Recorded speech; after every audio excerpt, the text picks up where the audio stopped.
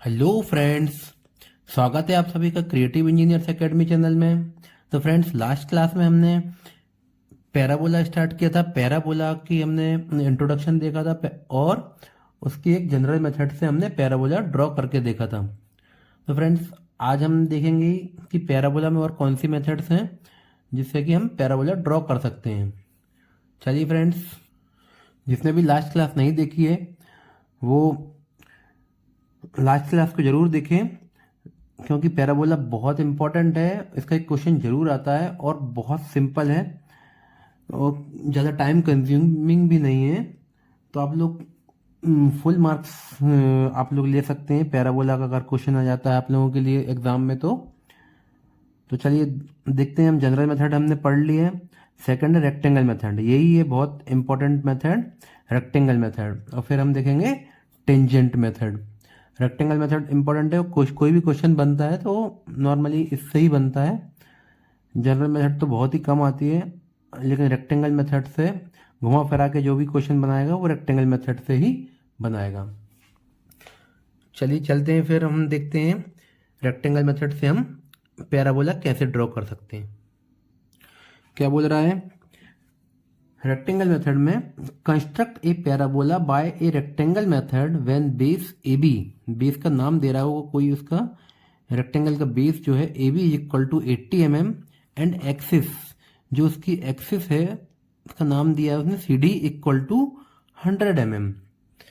ठीक है, तो हमें रेक्टेंगल मेथड्स के थ्रू पैराबोला ड्रॉ करना है। तो हम जैसा जैसा बोल रहा है क्वेश्चन में हम वही स्टेप फॉलो करते हैं और मैं बताऊंगा फिर आपको पैराबोला कैसे ड्रॉ कर सकते हैं। तो सबसे पहले हम क्या ड्रॉ करेंगे?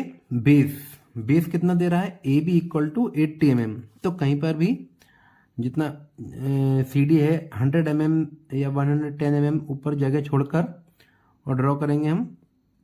तो कितना एक्सिस दे रहा है हमें? एक्सिस की लेंथ कितनी दे रहा है, सॉरी बेस की लेंथ कितनी दे रहा है?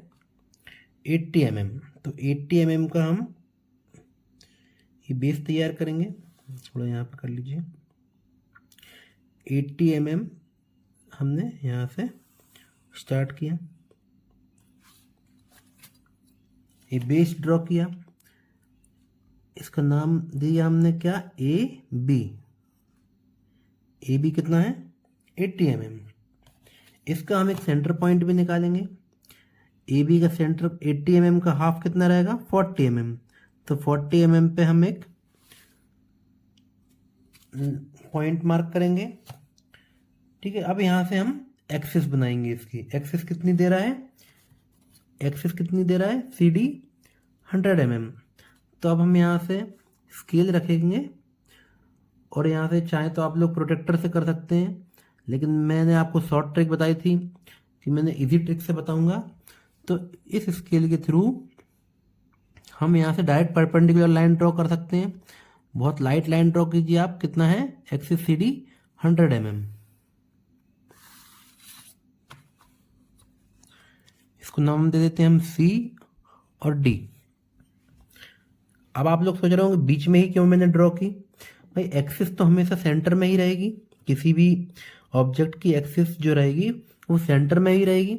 तो ए बी हमने बेस ड्रॉ कर लिया है और एक्सिस उसकी सी डी हमने उसके सेंटर से ऊपर ड्रॉ कर ली है। अब कौन सी मेथड से हमें बताना है? Rectangle method. तो हम इसको बेस और एक्सिस को पूरा एक ब्लॉक में कन्वर्ट करके एक रेक्टेंगल शेप बनाएंगे। रेक्टेंगल शेप कैसे बनाएंगे? आप लोग ध्यान दीजिएगा, अगर आपके पास ऐसा स्केल नहीं है तो कोई दिक्कत नहीं है उसमें। आप लोग प्रोटेक्टर उठाइए और यहाँ से 90 डिग्री मार्क कीजिए और यहाँ से भी प्रोटेक्टर लीजिए और यहाँ से 90 डिग्री पे एक पॉइंट रख दीजिए और इन दोनों पॉइंट्स को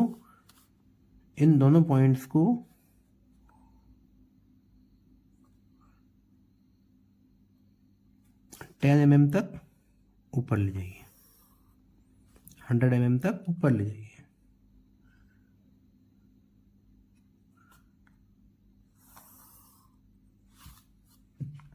ठीक है, और ये दोनों पॉइंट्स को यहाँ पर आके ज्वाइन कर दीजिए। तो ये हमारा हो गया रेक्टेंगल कंप्लीट, ये हमारा रेक्टेंगल कंप्लीट हो गया। क्लियर है? इतना जो मैंने आपको बताया स्टेप समझ आया?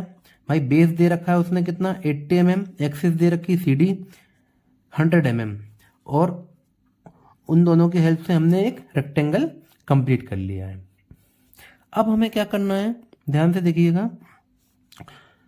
जहाँ जैसा हमने वहां पर किया था, जो रेक्टेंगल मेथड थी, वहां पर हम कुछ इक्वल डिविजन्स करते थे, मेजर एक्सिस की और माइनर एक्सिस के इक्वल डिविजन्स करते थे। ऐसे ही हम यहाँ पर भी कुछ इक्वल डिविजन्स करेंगे। इक्वल डिविजन्स कैसे करेंगे, इसको भी कोई नाम दे दीजिए, ई और एफ नाम दे दीजिए। इसको जरूरी नहीं है, लेकिन जो दे रखा है क्वेश्चन में उसने दे दीजिए, और ये हमने अपनी सुविधा के लिए हमने कुछ नेमिंग कर दी इसकी। ठीक है, तो अब हम यहाँ से देखेंगे AC की कुछ इक्वल डिविजन्स करेंगे। जितने ज़्यादा इक्वल डिविजन्स करेंगे आप, उतने ही अच्छे पॉइंट्स आएंगे और उतना ही आपका शार्प कर्व बनेगा। ठीक है, तो AC के हम कुछ इक्वल डिविजन्स करेंगे। अब हम इक्वल डिविजन्स कैसे करेंगे, मैंने आपको बताया था, जैसे जितना सेंटीमीटर लंबा है उतने ही इक्वल डिविजन्स करेंगे तो हमें डिविजन्स करने में आसानी रहेगी। तो AC की लेंथ कितनी है, यहाँ पर 40 mm है, तो हम इसके 4 इक्वल डिविजन्स कर दें। 4 इक्वल डिविजन्स कर दें। 4 इक्वल डिविजन्स 1 सेंटीमीटर के हो जाएंगे। 1 2 3 एंड 4 4 इक्वल डिविजन्स कर दिए।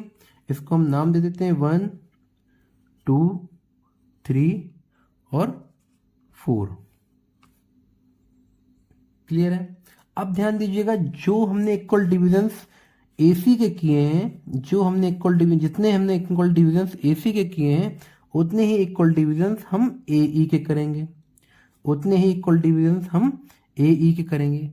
अब AE के इक्वल डिविजन्स आप चाहें तो वही मेथड से कर लीजिए जो मैंने आपको बताई थी, लाइन को डिवाइड करने की मेथड से, या फिर अगर डिस्टेंस आपके पास है और कन्वीनियंट है आपके लिए इक्वल डिविजन्स करना स्केल से, तो आप वैसा भी कर सकते हैं। तो AE की लेंथ कितनी है भाई, एक्सिस की लेंथ CD है, CD 100 mm है, तो AE की लेंथ भी 100 mm ही रहेगी। तो 4 इक्वल डिविजन्स करने हैं, तो एक डिवीजन कितना रहेगा 25 mm का। तो हम 25 mm स्केल से आसानी से कर सकते हैं। तो 25 mm का हम 4 पॉइंट मार्क कर देते हैं। ये 25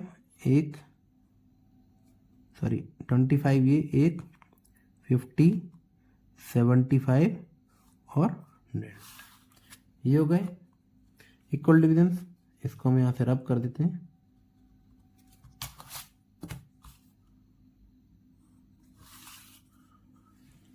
क्लियर? इसको हम नाम दे देंगे क्या, 1। भाई जो नेमिंग हमने यहाँ से स्टार्ट की वही नेमिंग हम वर्टिकली जाएंगे। 1 2 3 एंड 4। क्लियर है? ये पॉइंट क्लियर है आपको? अब ध्यान से देखिएगा, अब जो D पॉइंट है, D पॉइंट हम सभी वर्टिकल लाइंस पे ज्वाइन करेंगे। D पॉइंट को हम सभी वर्टिकल पॉइंट्स पे ज्वाइन करेंगे। कैसे? D से हम इसको, आप चाहें तो 1 डैश कर दीजिए, 2 डैश कर दीजिए, 3 डैश कर दीजिए, 4 डैश कर दीजिए। जो 1 2 3 4 यहाँ हो गए, तो 1 डैश 2 डैश 3 डैश 4 डैश यहाँ हो जाएंगे। तो D1 डैश को हम ज्वाइन करेंगे, बहुत लाइट लाइन से ज्वाइन करना है आपको। D2 डैश को ज्वाइन करेंगे,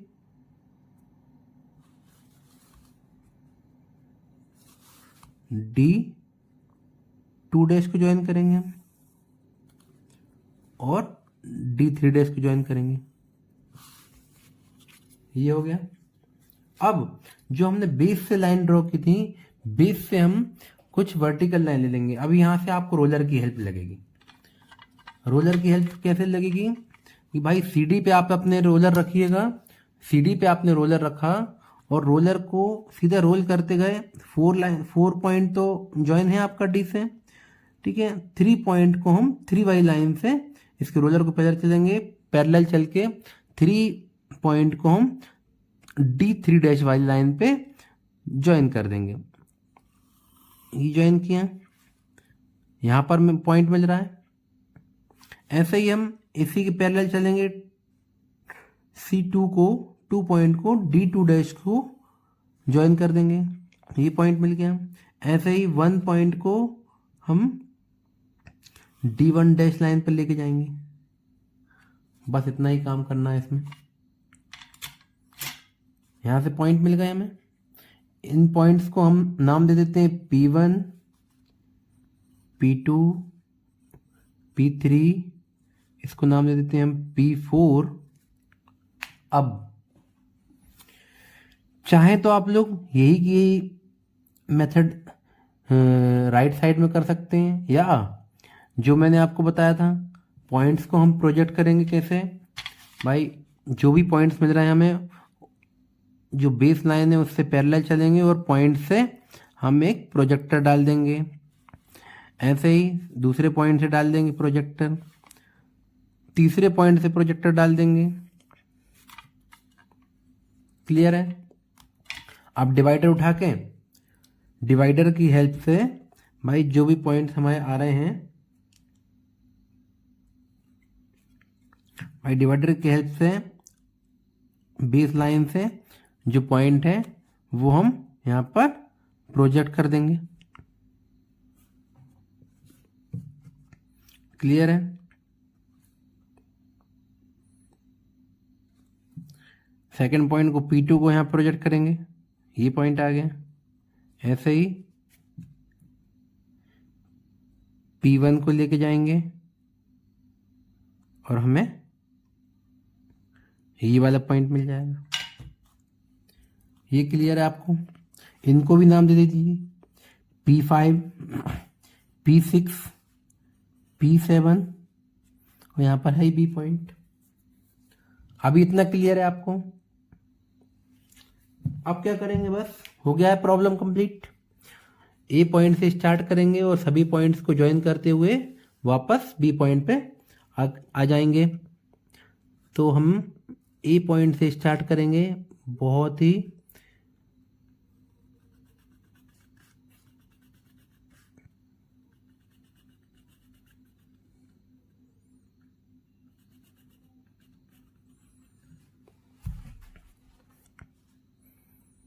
P4 पे पहुंच गए, P4 से P5 पे, P6,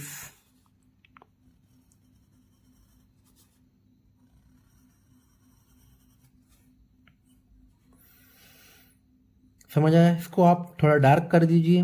मैंने आपको यहाँ ये जो बॉक्स बनाया हुआ रेक्टेंगल सब आपको लाइट लाइन से 3H पेंसिल से या फिर 4H पेंसिल से करेंगे आप लोग ये, ठीक है। 3H पेंसिल से आप मार्किंग करेंगे, 3H पेंसिल से मार्किंग करेंगे, 4H से आप प्रोजेक्टर्स और लाइन ड्रॉ करेंगे।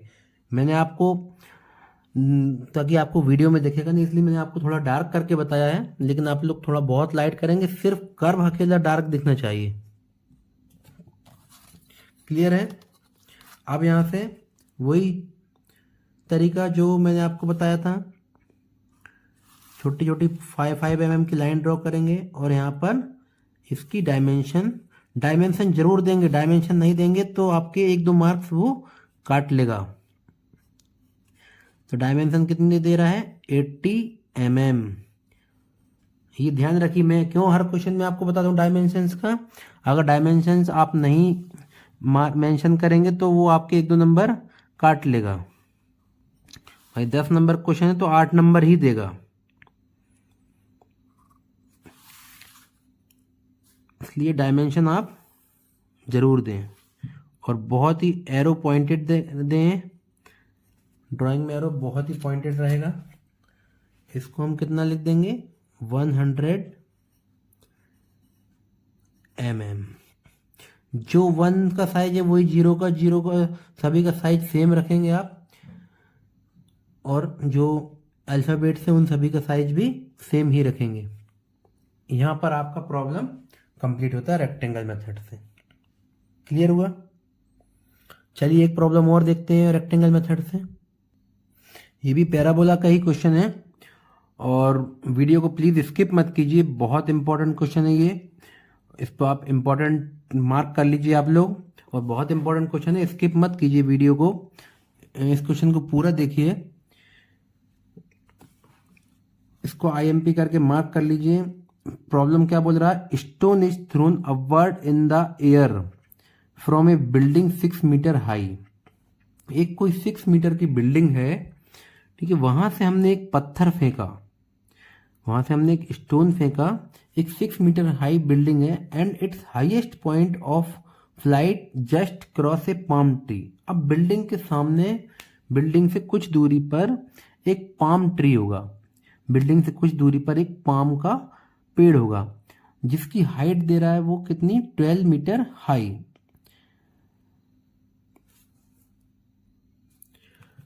ट्रेस द पाथ, प्रेस नहीं है, ट्रेस है, trace the path of projectile if the distance between the building and the palm tree is 3 metre, use scale. भाई बिल्डिंग और पाम ट्री के बीच का डिस्टेंस दे रहा है 3 metre, use scale. Use scale क्यों लिखा, भाई मीटर है तो हमें कुछ स्केल में कन्वर्ट करना पड़ेगा। तो हम सबसे पहले स्केल ले लेते हैं, कितना, 1 मीटर इक्वल टू 1 सेंटीमीटर ले लेते हैं, ठीक है भाई। 6, 12, 3 सेंटीमीटर बनाना आसान है पेपर पे, तो हम स्केल ले लेते हैं 1 मीटर इक्वल टू 1 सेंटीमीटर। वहां पर आप मेंशन जरूर कर दीजिएगा, वहां पर जो आपकी ड्राइंग शीट रहेगी वहां पर लिख दीजिए scale equal to 1 metre equal to 1 centimetre, यहाँ पर ये जरूर मेंशन कर दीजिए आप। उसने बोला स्केल यूज करने का, तो स्केल आप लिख दीजिए। अगर नहीं भी लिखता है तो अगर आप स्केल लेते हैं तो आप स्केल मेंशन जरूर कीजिएगा। इसको समझ भी तो आना चाहिए कितना स्केल लिया है आपने, ठीक है। तो प्रॉब्लम समझ आया कि भाई एक बिल्डिंग है 6 मीटर की हाइट पे, एक बिल्डिंग की छत पे से हमने एक पत्थर फेंका जो कि सामने एक पाम ट्री लगी हुई है, 3 मीटर की दूरी पर एक पाम ट्री है, उसको क्रॉस करके नीचे चला गया उस साइड, पाम ट्री को क्रॉस करके दूसरी साइड में चला गया, ठीक है, दूसरी साइड में चला गया। जिस पाम ट्री की हाइट बिल्डिंग की हाइट दे रहा है 6 मीटर, पाम ट्री की हाइट दे रहा है कितनी, 12 मीटर, ठीक है, और बिल्डिंग से पाम ट्री की दूरी कितनी दे रहा है, 3 मीटर। तो हमें पाथ, जो उस स्टोन की जो पाथ है, प्रोजेक्टाइल पाथ है, वो हमें बनाना है। अब हम देखिए सबसे पहले कैसे समझेंगे इसको, भाई कोई पत्थर को हम यहाँ से फेंकेंगे अपने पास से और एक बराबर दूरी पे जाएगा और उस साइड जाके गिरेगा, तो कौन सा शेप बनेगा, पैराबोलिक शेप बनेगा, ठीक है। पैराबोलिक शेप कैसे बनेगा, क्योंकि भाई जो डिस्टेंस है 3 मीटर पाम ट्री की और बिल्डिंग की, और पत्थर कहाँ तक क्रॉस कर रहा है, 12 मीटर तक, ठीक है, 12 मीटर, लगभग डबल से ज़्यादा। तो यहाँ से कितना, लगभग पैराबोलिक शेप ही आता है, वो बताऊंगा मैं आपको कैसे आएगा। तो अब सबसे पहले हमें क्या देखना है कि बिल्डिंग की हाइट पे से, बिल्डिंग की छत पे से हमने एक पत्थर फेंका, ठीक है। सपोज एक बेस ड्रॉ करते हैं हम सबसे पहले एक पॉइंट लेते हैं, बेस की पॉइंट, एक बेस लाइन लेते हैं छोटी सी, ये हमने एक बेस लाइन ले ली है, क्लियर है, एक बेस लाइन ली है। तो वहां से 6 मीटर की बिल्डिंग हो गई है, 6 मीटर बिल्डिंग, बिल्डिंग की हाइट कितनी है, 6 मीटर। सपोज ये बिल्डिंग है, ये क्या हुई, बिल्डिंग 6 मीटर की है ये बिल्डिंग, ठीक है। भाई यहां से एक पत्थर फेंका हमने, भाई पैराबोलिक शेप यहां से तो आएगा नहीं, जो शेप आएगा अब बिल्डिंग के ऊपर से ही आएगा अपना हमारा पैराबोलिक शेप, या जो भी शेप आएगा वो हमारी ड्राइंग कहाँ से आएगी, बिल्डिंग के ऊपर से बनेगी।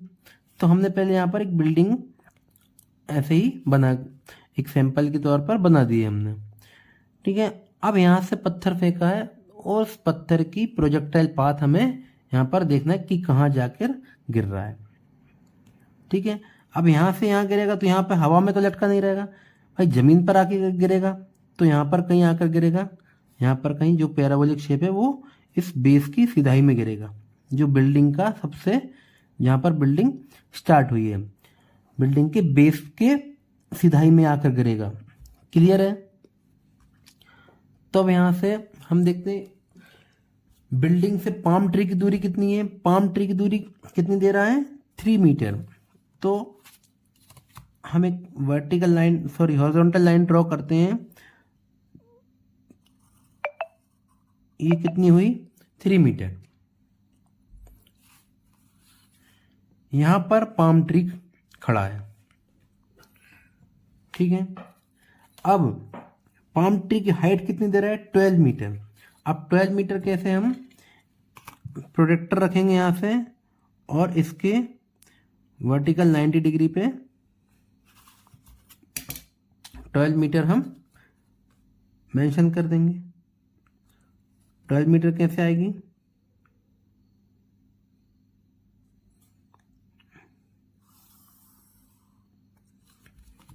ट्वेल्व मीटर, मतलब ये इनडायरेक्टली क्या हो गई हमारी?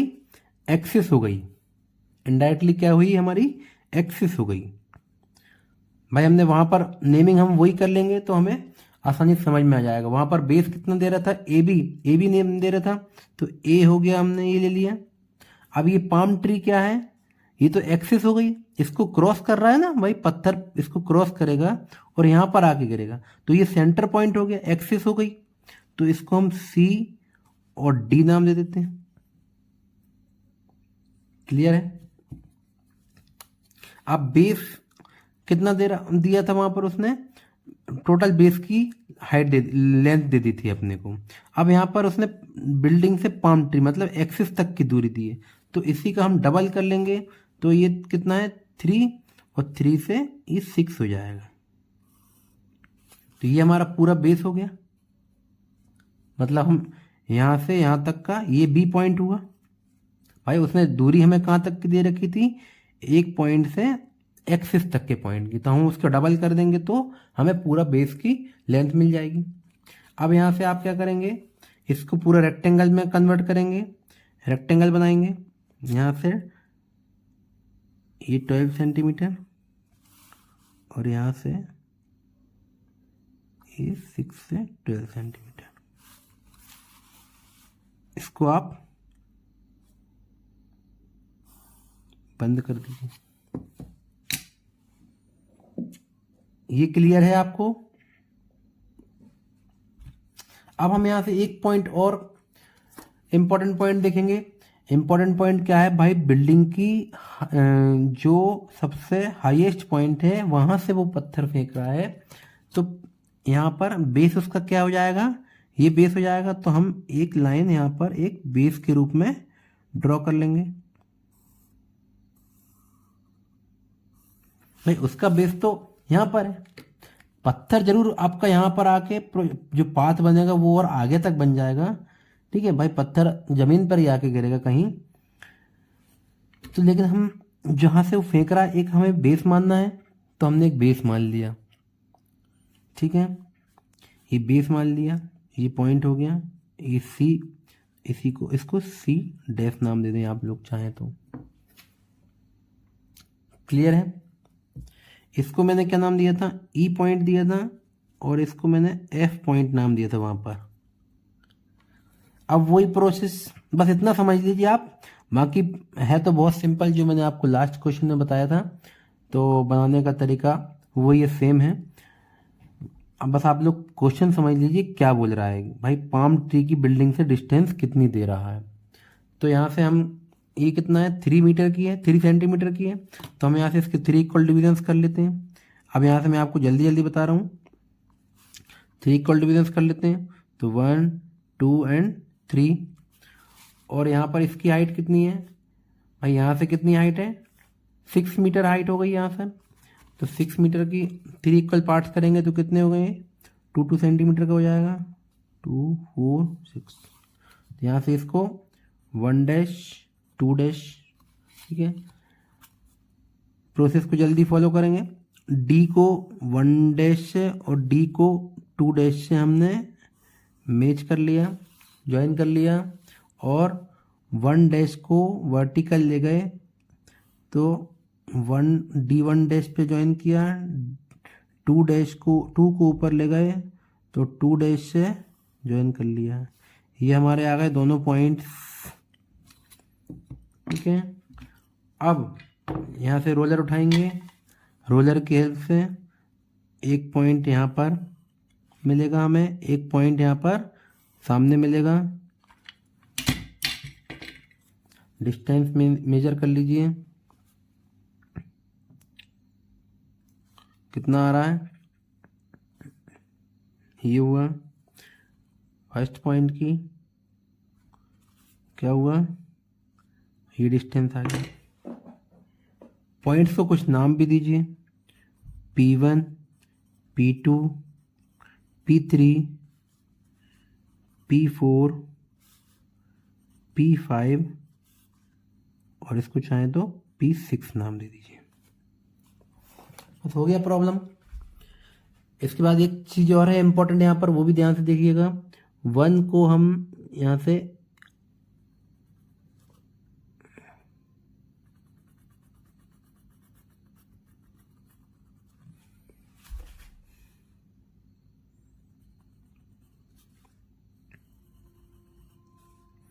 स्किप मत कीजिए वीडियो को, एक लास्ट इंपॉर्टेंट पॉइंट है वो भी देख लीजिए।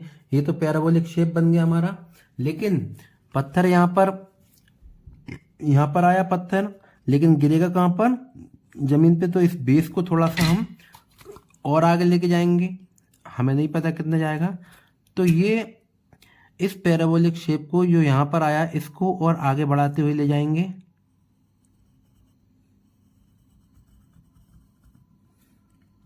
ये शेप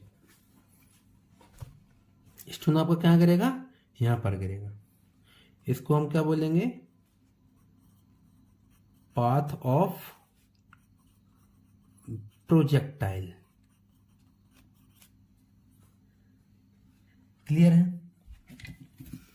आप डिस्टेंस कैसे मेजर करेंगे, यहाँ पर ये एक पॉइंट रखेंगे और यहाँ से कितना आ रहा है, ये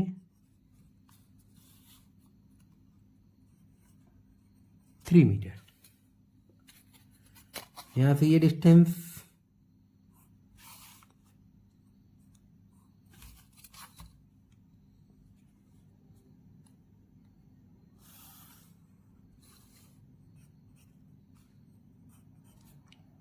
ये कितना है, 12 मीटर।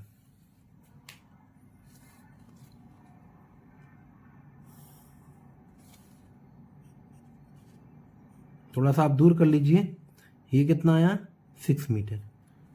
ये मार्किंग जरूर कीजिएगा, तभी आपको फुल मार्क्स मिलेंगे। ये मार्किंग डायमेंशन जरूर मेंशन करना है। ये मैंने जल्दी जल्दी ऐसे बता दिया, आप लोग जैसे मैंने आपको सिस्टमेटिक तरीके से बताया था कि भाई लाइन ड्रॉ करके, चलिए बता ही देता हूँ। ये इस टाइप से आपको डायमेंशंस को शो करना है।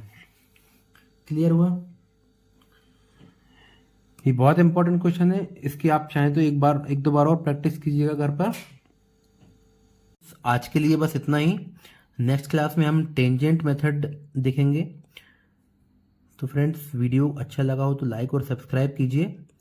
Okay, thank you so much.